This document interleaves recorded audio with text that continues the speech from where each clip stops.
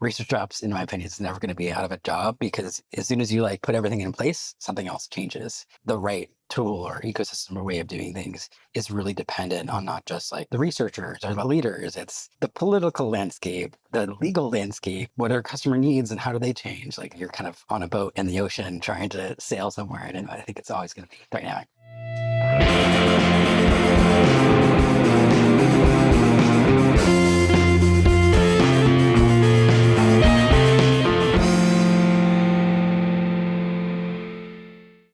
Hello, everybody, and welcome back to Awkward Silences. Today we're here with Graham Gardner.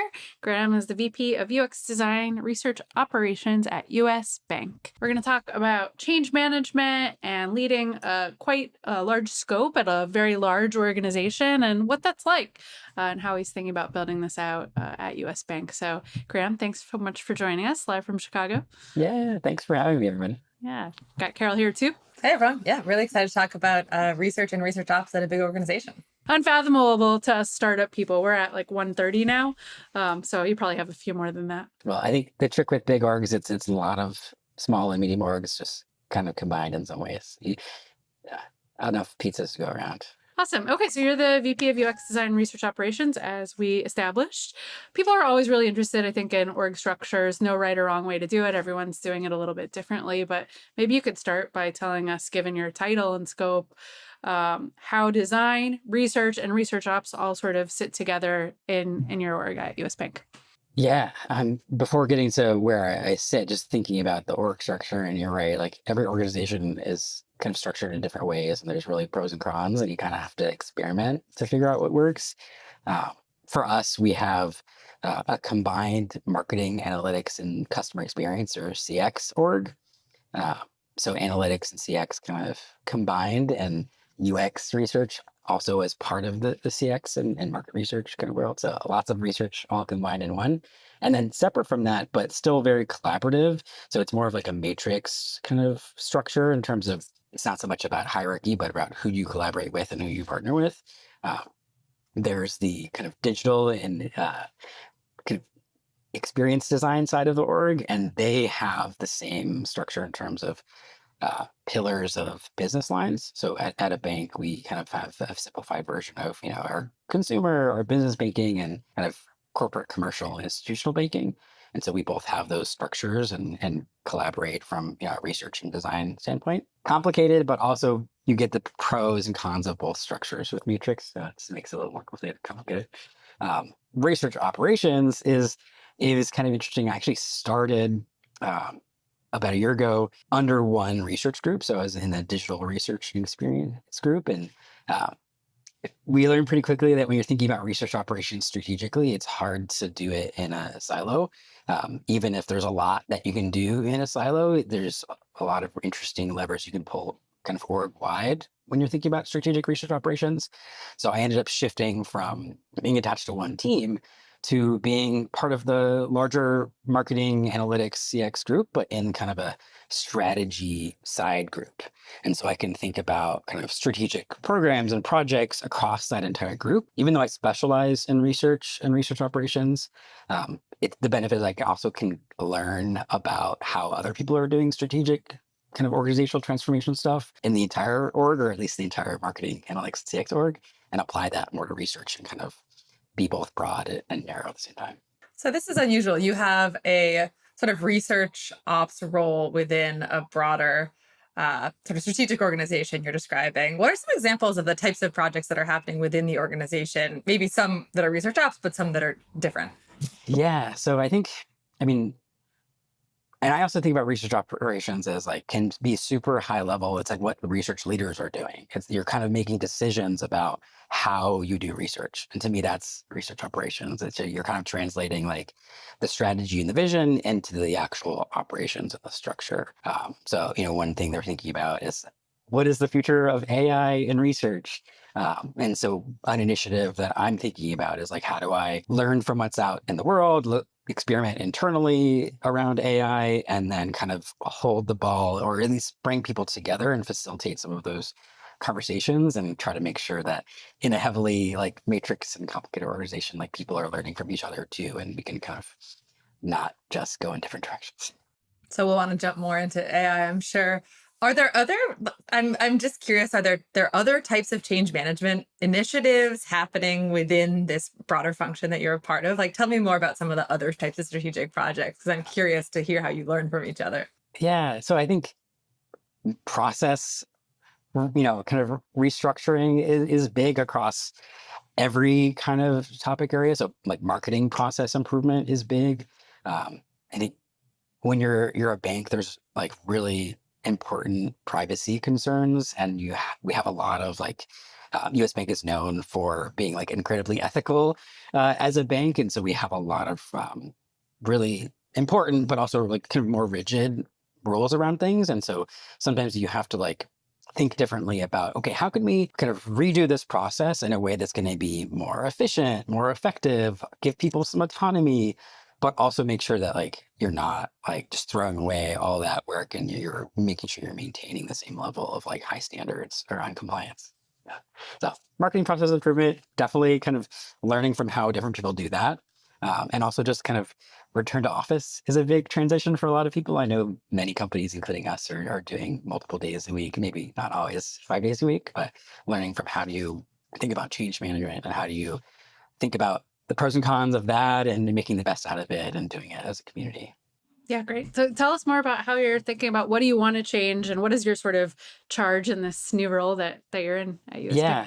So I think my overarching kind of mandate, or maybe not, or exciting goal is thinking about evolving kind of the research vendor and tool landscape and doing that in a way that it's not just me coming in with my playbook and saying, hey, here's all the best vendors. Let's onboard them all, or here's all the best tools.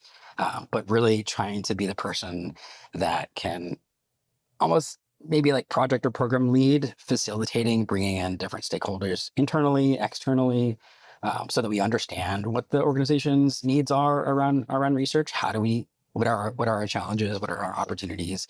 I'm almost kind of like a meta researcher, lowercase meta researcher in that standpoint, where I'm researching the researchers and researching the leaders and doing that kind of, looking in research, as we called it when I worked at Didio, where maybe you're doing a project and the goal is to build this, but why don't you learn about your capabilities as an organization to make sure that whatever you end up designing or doing is going to be successful? So I'm really trying to think kind of co-creating the research landscape with everybody that I work with. I was going to say, so it does sound very much like a research project.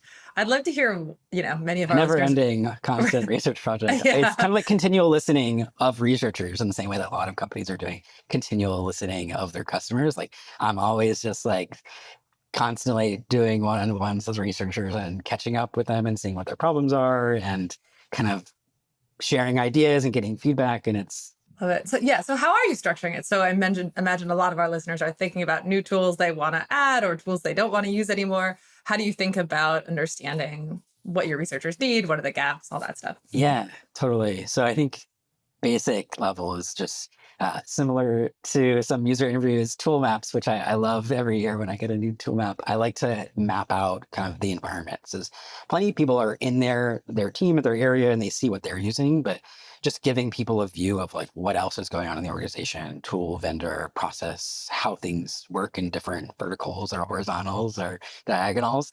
I don't know if that's the thing yet, but giving people transparency and kind of visibility into the different structures and ways people are doing research, and then using that as a means of starting conversation about like, okay, what's working and not working for you? Like, what are your challenges? And playing back what I'm hearing from them and from other people so that it feels like we're kind of building these insights about our community landscape together. And then taking that and doing my own evaluations of different vendors and different tools and experimenting. One thing I did this past year was test out a bunch of tools with a group of researchers where we actually did, dummy data and different tools and tried it out so that it's not just me saying, oh, here's the insights, I choose A, but actually taking a group of researchers that represent different parts of the bank, bringing them along for the ride, giving them some guidance about, what are we looking for, what are we not looking for, but also leaving it open-ended enough. Some people bring like a 700, spreadsheet with like all the checkboxes you have to checkbox. I'm a little less rigid than that. And I'm really open to there might be opportunities with a tool or challenges with the tool that I don't even know whether or not we need to that assess.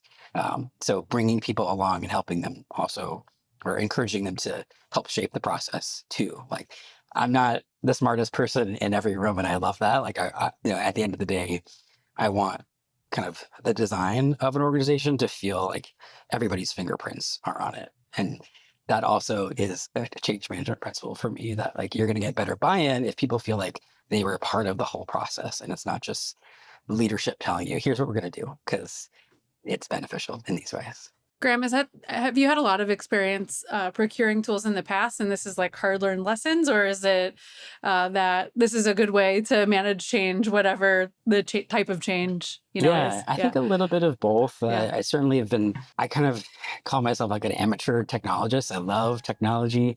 I think that also comes from just my personal interest in technology, but being around in an environment at IDEO where it was less like, here's our small tool set, but more like, we can do anything we want for any project as long as it suits the needs of that client initiative and within reason. So I got exposure to a lot of different things and was constantly evaluating things in that same way, because our procurement process was a lot looser than it is at US Bank. So exposure to lots of evaluation, but also I think from coming from a human-centered design background where I think about kind of service design and system design and change management from a human-centered design lens, I'm super influenced by like, okay, what are the human needs in a change process? And that's, it's really influenced how I approach procurement too. It's not just about checking boxes. It's about kind of what's the end result, and the people in the process are actually going to make a bigger kind of impact. And you can't just put the perfect tool in a bunch of people's hands if they don't like it. Like, it's more important to be good than like perfect and right. Like, I'd rather everybody get their job done and be happy than me find the perfect tool. Right. And I guess on that point, while we're on this thread, you talked a little bit about the sort of continuous discovery process within this meta research of stakeholders that you're doing. So you've procured a tool, you've got some of your committee that was part of that buying process, hopefully using the tool or helping others in the org use the tool. Is there then a process of kind of continuous monitoring of, the implementation, the happiness with the tool? And are we thinking about, do we want to use this tool again? How do we make it more successful? Is that an ongoing process, or is it more an annual process when renewals are up and that kind of thing? Yeah, I think there's a really great phrase I've heard in a million corners. It's everything is a prototype, both from like research processes, but also piloting something. Like, you don't onboard something, in my opinion, and say like, okay, let's move on to the next thing. This is a prototype. Let's see what barriers happen. Like, what new opportunities come up while we're doing this. Like, there's, in some ways, it's a next phase of evaluation. It's kind of like you can test things all you want, but the best test is a live test. Like, actually go and do it and see if it fails or not. And so to me, like, also research ecosystems are going to be continually evolving. So you can't just be like, okay, let's move on to the next thing. You're all like, research ops, in my opinion, is never going to be out of a job, because as soon as you like put everything in place, something else changes. The right tool or ecosystem or way of doing things is really dependent on not just like the researchers or the leaders. It's kind of the political landscape, the legal landscape, like what are customer needs and how do they change? Like, there's so many kind of, you're kind of on a boat in the ocean trying to sail somewhere. And I think it's always going to be dynamic. I'm imagining, I always love talking to researchers about the meta research process they do in their organization. I'm imagining your benchmark survey of how all the tools are going over time and all of that. This is jumping back a little bit, but it's just pure curiosity.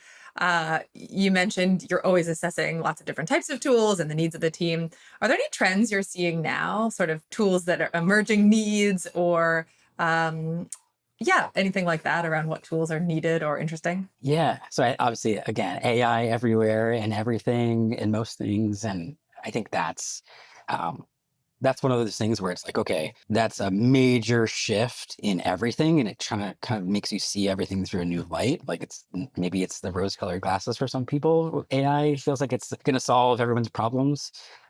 You can go to the far other extreme and say AI is horrible and we should have human touch and everything. But I think also from a research ops perspective, I've seen the biggest benefits in and the improvements I've had in environments be around finding the right balance between automation or, AI is just like another flavor of automation, in my opinion, and like human.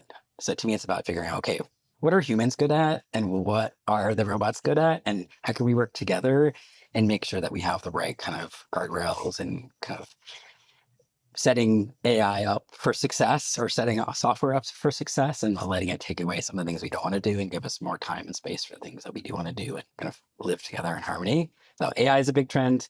Other big trends, I think recruitment is something I've thought a lot about for many, many years and care a lot about. I see lots of different trends.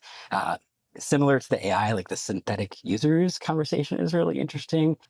My gut reaction is I feel kind of skeptical of synthetic users, but from conversations that I've had with people in different industries, it seems like synthetic users can be good for some really generic kind of research, but it's not going to be the answer to everything. So I think it's figuring out, okay, when is it appropriate to use kind of simulated research responses from not real participants, if that is kind of backed up by real, genuine, like good quality data about real people. But I think the industry as a whole has a data quality and participant quality problem. And so we see that across, every even super high level, like expert network type sourcing, like you're still going to have quality control problems. So staying ahead of that and creating both like human and use AI to screen people out that are, it's like AI versus AI in some ways. Like intuitively, with AI, and to your point, a sort of faster, better version of automation that it's figuring out how to use it, how not to use it, where to include the human in the loop. How do we actually do that? How are you doing that? Like, how does that journey work? And I imagine there are particular challenges with, of course, security and compliance when it comes to AI and how do you test into it given some of those things? But yeah, just curious where you are on that journey and figuring out where it fits in within your research and where it doesn't and where you want to explore and don't want to explore yet and those sorts of things. Yeah, absolutely. I think there's plenty of low risk, kind of low hanging fruit things like AI in automated transcriptions, like super no brainer. Like as long as you're not putting like the most sensitive data in the world out in an open area, like you should be experimenting with that type of stuff. I think the far end of that spectrum is more on the synthetic users, and kind of like generative AI for research is a little bit more like, hey, like let's see other people fail, maybe, especially if you're coming from highly regulated and more sensitive. Like I think financial services, health, any of the industries where there's potential harm to be done if you're doing things wrong with real customer data and customer experiences. You have to be really kind of thoughtful about that and maybe let some of the kind of consumer, like maybe retail people should fail in that area before we do it. It's a fun public service idea for researchers. It's like where you have the regulated industries and the non, just sort of like, would you guys fail for us and then share your insights? I appreciate that. Just pay attention to what other people are doing. Yeah. It's so easy to get caught up in like your day-to-day work and like, especially in a complex organization where like there's a million stakeholders. Zooming out and being a part of like the larger research and research communities, research ops communities, I can learn from other people. I don't have to make my own mistakes. Yeah. Well, on that note, what are some of the communities that you're part of or that you find valuable or folks that you work with do? Yeah, so the research ops community in Slack is a big one. Even had a small stint on the board there, but it's such a gigantic community, so many different needs. There's also, I don't know if it's a secret club or not, the Cha-Cha Club is more of a slightly smaller, exclusive research ops community where you can kind of be a little more candid about what do you think about this and that and the other thing. So that's been really great. There's also design ops assembly is really great. I like to think about, okay, beyond research ops, there's a lot of opsification of different disciplines that you can learn from. And I'd argue kind of the DevOps, sales ops, design ops in some ways is more quote unquote mature than research ops. So learning kind of, it's my analogous research. If you learn from what other people are doing and apply it to your area, you're going to have a new perspective and it'll be beneficial. There's also really cool communities like Where Are the Black Designers is great. It's not exclusive to people who are Black, but it's just like a great community that like has like more of an emphasis on like people of color in the design and research role. And while we're on the topic of research communities, you've been involved in research ops communities for some time, including spending some time on the board of the research ops community. Any thoughts on how this has evolved, in the years that you've been involved in the communities here? Yeah, totally. I actually think back to that. There was an article, I want to say it was like 2018, Lucy Walsh, I think, when she was working at Spotify. She wrote about her experience initially being in a participant recruitment type role and realizing, okay, there's so many things that I'm doing while recruiting participants that are repeatable and scalable and kind of I can learn from one project and apply it to another. And it really was like, oh, this is hitting me at a place where like that's what I was kind of doing at IDEO many years ago, where we were doing more like research kind of project by project stuff. And I felt like, wow, like this is what I'm doing. I'm actually the benefit of working on a million things at once is that I can see like, oh, let me take what they're doing and kind of restart our way of doing it using that knowledge. And so the really, really broad knowledge across projects made me think, okay, like I need to like think about the operations side of this. And I kind of shifted to being like, okay, I'm going to work on projects to, hey, I'm going to kind of scale a team. And some people are going to work mostly on projects and like the deeper you go, the more you're going to work on like the internal stuff of like, how can we kind of pull levers in our systems and our processes and tools that are going to make a wider impact rather than just like help one person at a time. And I see that as kind of that's transition to like, design research, like, being serving people and helping them to like, okay, this is kind of a service design kind of shift. And I also feel like the next level there is like, it's kind of like servant leadership in some ways. Like there's this, I love Shirley Chisholm's like great quotes around like, service is the price you pay or the rent you pay for your like time here on earth. And I think in some ways, like I'm always like, I'm a helper, but I don't want to just like give you what you want. I want to not. And I also don't want to just teach you to fish. I want to like reinvent how fishing happens. And so I think that's the trend of research ops as a community is kind of thinking about how you can do all of those things. Like there are plenty of people that do research ops and it's like hardcore project and program management. And that's awesome. And there's other people that do research operations that are more like, hey, I'm a service and systems designer. I think that comes out really well in Kate Towsey's recent book, Research That Scales, just how research ops is showing up in different organizations.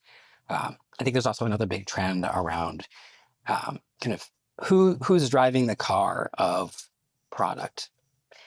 Is it kind of the product manager is doing the research and taking people along for the ride? Is it kind of research or designers leading? Companies like Airbnb are super design led and that works for them. Other companies are super like product led and research is kind of following along. I think the question is like, okay, you're designing a table. Who's going to sit there? It's going to be different for every company. And so how is research showing up? There's no one right way. But there's lots of great debate on LinkedIn and elsewhere about like, should researchers exist? Are product managers able to do research? Like it's going to be, it'll all shake out, but we'll see. To your point, like what I'm hearing from you, Graham, is you're across all these roles and even like the different roles within your current role, spending a lot of time thinking about systems and how they work, with US Bank being an example of one very complicated system in a very complicated world. And not just how do we like make what the work we're doing now better, but how do we actually change the nature of our work, get more done, and kind of from that first principles perspective of how do we help the organization learn better, right? To your point of what should be the seat of researchers in the table. I don't know. It's what's going to get the organization learning and shipping better products and building better systems. I guess with all the exploration you've been doing, we talked about tools a good amount, but are there other top priorities that you're thinking about as part of some of that transformation? This is the time of year we're all thinking about anything's possible in the new year, right? What else should we cover that's exciting happening at US Bank or that's top of mind for you, Graham? Yeah, I mean, there's so many fun things. I think, and it's funny you mentioned earlier, like complicated organization. And yes, I say US Bank is really complicated, but I also think small startups are complicated. Like you can have 7 people and have like really intricate, interesting personal dynamics and different goals. And I think part of the meta research that I like to do, and I encourage all, even like, researchers as they start to become more senior, is like really do the meta research, really understand all the stakeholders that are in your organization and what does success look like for them. Because at the end of the day, research and researchers and research ops people, your end goal isn't just to create research insights. Like, yeah, that's a large portion of it, but it's to make sure that that your insights are being a really valuable and influential input into a decision process that helps your company or your product kind of be successful. And some people have this metric about, oh, research needs to, have this much impact on the end product. But I think one thing that we always have to remember is that if you look at that human-centered design Venn diagram around, what's desirable, what's feasible, what's viable, the insight about what's desirable and what people's challenges or opportunities are is one input. And it actually might not be the most important input at the end of the day. Like, it might not be the determining factor in the direction of the product. And I think people can be like, oh, nobody's listening to me as a researcher. And that can feel really kind of demoralizing. But I think the more people get into the process and the more they become not just researchers of the end user, or people, as I like to call them sometimes, that you're going to see like, okay, this is part of a bigger picture, and I'm part of a collaborative kind of team or community. And, we're talking about the company's goals, not my goal as a researcher, just to, here's my insight. I hope it shows up on the front page of our company website. Like, actually, you're, at the end of the day, you're trying to make people's lives better, hopefully, in some big or small way. And there's a lot of different ways to do that. And the more you understand, like, how does my company deliver products and services, you're going to be able to be part of that process in a better way. I have one more question. It's a bit of a jump back before we get into our fun rapid fire section. But one thing I'm really fascinated about that you've said is sort of some of the parallels between a research ops function and a sales ops, marketing ops, all these, functions that have been separate, right? Because they've evolved from the separate functions, but they can learn from each other. I imagine two ways. One, I imagine there's a lot that these functions can learn from research, right? The way you're approaching it, the human-centeredness, et cetera. I'm curious also, what are some of the things that you noticed that we could learn from sales ops, marketing ops, and for a team, for someone who has those functions at their team? I don't know if you have thoughts on how to go learn that. Yeah, totally. It's funny because when I was at IDEO, we had an opportunity to, because we were already using HubSpot for marketing, it's this whole, CRM with plenty of tools. Instead of trying to go out and procure like a bespoke for research CRM or participant database, we ended up building our own within HubSpot. And so that really helped me immerse in this world of marketing best practices. And there's so much to learn about differences between sales and marketing and communications, and how do you do outreach to people, what's successful, and then applying that to participant recruitment. And you think about the funnels of participant recruitment compared to marketing and sales, it's like, it's so close. And like, all you're doing is like, you're understanding like, what do people want? What's gonna like, how do I kind of find a match between what do I need and what do they need? And salespeople are so good at that. Like, that's one of the things I love is in being in conversations with vendors when we're just chatting about like, hey, like, what are your needs? Like, they're doing research. They're doing really good research. And in some ways, like, they understand some of the emotional keys. Like, I always am like laughing. I'm like, oh, these people are laughing at my jokes. They have to. They want me to like them. Like, I mean, it's silly, like, the human kind of connection you make as a salesperson and trying to like understand who people are as a human being and like the context of like what drives your decision making. There's lots we can learn from many different areas. It's interesting, a little bit of a tangent, but just, we talk about how when researchers are gathering voice of customer from right across the org, passive, part of that's getting insights from sales, and careful, they're biased on the sales side. But in a lot of ways, everyone's biased. Everyone's biased, of course, yes. And also, like, sales is maybe the most incentivized to truly understand customers in a way, right? So maybe it's a good bias. I don't know. Yeah. And I think especially within our organization where we have different levels of customer relationships, like if you're in a institutional client of ours, you're going to have a personal relationship with somebody and they're going to be your point of contact. And you can think, okay, well, there's actually some interesting complexities. Like, but then how do you do research with that client? Like, do you create a separate relationship? Do you do research like in combination with that relationship? Like, what should be the actual kind of primary relationship or like customer experience, and how does research fit into that? I think that's also a challenge that I see is that researchers will say, think about like, oh, let me create this whole entire separate infrastructure and way of communicating. And they don't think about all the other ways that other parts of the organization are communicating with customers or people that are prospective customers. So I think that's actually one of the benefits of our org structures. You can combine more of the people that are talking to customers in one and like try to make sure that you're creating kind of rules across the board. It's never going to be perfect. But if you think about like a holistic customer experience and how does not just capital R research, but like how are we learning about our customers' needs and listening to them and taking all of that insight and putting it hopefully together in, whether it's like cultural structures of sharing knowledge or like literal like repositories of knowledge. Another cool thing I see happening in different tools is like one example is like Dovetail. Traditionally, it's been just, qualitative research, throw your interviews, throw your transcripts in here, maybe some surveys. You see that in Marvin as well. And then a lot of those vendors are turning into kind of, hey, why don't you also take in your kind of voice of the customer stuff in here? Why don't you bring in your call center feedback? Let's analyze it all at the same place because we realize like, okay, those things like change like in combination are like a whole different color of understanding what people are thinking and feeling. Yeah, absolutely. Yeah, it's going to be really exciting to see how AI helps us in what it gets wrong. But ultimately, I think, right, there's already positive signs of it being very helpful in making some sense of all that.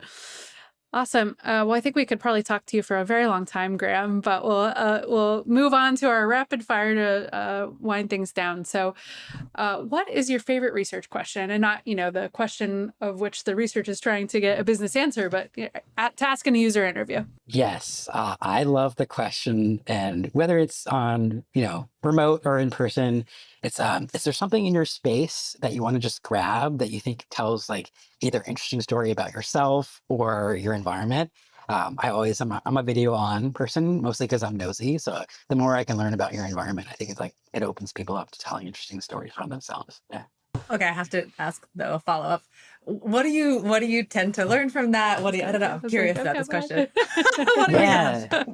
It's funny. I think you learn about, people's sensibilities or maybe their environment constraints or opportunities. Like I can tell a lot from somebody's background. Like I might go a little FBI stalker on people in some ways, but I'm like, I can tell, like, I could probably give you your income, your age from your environment. And so the more inputs you have, you're like, okay, I can learn about like maybe your background, but also what's important to you. Like, what are your values? Like the choice that you're making of highlighting this. Sometimes it's just like somebody grabs the stapler from their desk and they're like, "This is my stapler." And it's really like what you're learning is like they don't want to engage with that type of like they're shy or maybe they're just not invested in this conversation yet. No information is information too. Well, Graham, now I just want to spend a little while hearing you tear me down. That would be fun. But oh yeah, my secret fun fact at a party now is I applied to be an FBI special agent and I got pretty far in the process. And I was like, wow, like a lot of my skills are kind of applicable, but maybe not the best fit for me. I ended up failing the physical fitness test because I have tiny arms, but don't tell anyone. Wow, we're learning a lot in this last section. I love it. What are 2 to 3 books or resources that you recommend most to others? Yeah, I mean, the book that I recommend to everybody, even, randomly meet people on the street, Erica Hall's Just Enough Research. It answers all of the questions around, looking in, doing the meta research and why you shouldn't kind of go 100 layers deep before you realize where you're going. So yeah, that's my number one. That's got to be what we should do some meta-analysis on our questions at some point. It's a good idea. blogging a note. That's probably the most recommended, I think. And it's good for beginners too, right? But it's good for everybody. Absolutely. And one speaker or writer that I've been really interested in lately around AI is I'm gonna get her name wrong. Is it Mary Gray? I think she's from Harvard and/or Microsoft. Really, really insightful around that relationship between humans and AI, and highly recommend doing a Google and listen to her talk. Yeah, this seems to be a person. Yes, Mary Gray. We'll link it in the show notes. Last one, where can folks follow you? Are you active on LinkedIn or elsewhere engaging with folks? Yeah, definitely LinkedIn. Join any or all of those research ops communities and chat with me on there. I'm definitely very Slack active. Love to just get that little tiny serotonin boost from helping people. Yeah. From clearing the red notifications for Yes, me. yeah. That too. You can delete them too. Yeah. Awesome. Well, Graham, thanks so much for joining us today and working through the tech hurdles. We always appreciate that. And happy holidays. And thanks so much.